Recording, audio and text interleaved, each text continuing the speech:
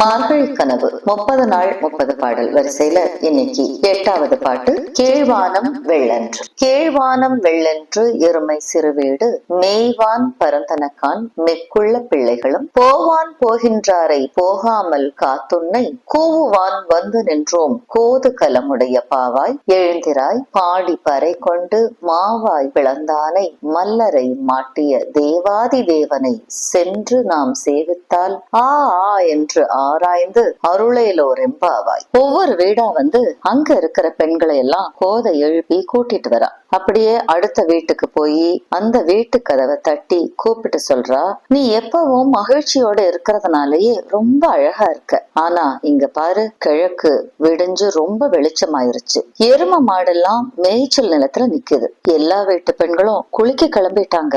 நீயும் சீக்கிரமா வா. குதிரைய மாறி வந்த கேசி அப்படிங்கிற அரக்கன், அதே போல கம்சனால கண்ணனை கொல்ல அனுப்பப்பட்ட பலரையும் வெற்றி அடைஞ்ச ஸ்ரீ கிருஷ்ண பகவான், அவரை நம்ம கும்பிட்டா சீக்கிரமா அவர் நம்மளை தேடி வந்து அருள் தருவார். அதனால சீக்கிரமா கிளம்பி வா, குளிக்க போலாம் அப்படிங்கிறா கோதை. பொதுவா பெண்களுக்கு தைரியசாலிகள் அப்படின்னா ரொம்ப ரொம்ப பிடிக்கும். அப்படி வீரமான கண்ணனை தேவாதி தேவன் அப்படின்னு திவ்ய தேசமான சின்ன காஞ்சிபுரம் அத்திகிரி வரதராஜ பெருமாளை சொல்லுவாங்க. திருப்பாவையில வர இந்த பாட்டை ஆண்டாள் இந்த கோவில மனசுல நினைச்சு பாடியிருக்காங்க. நாளைக்கு இன்னொரு பாட்டோட வந்து நான் உங்களை சந்திக்கிறேன்.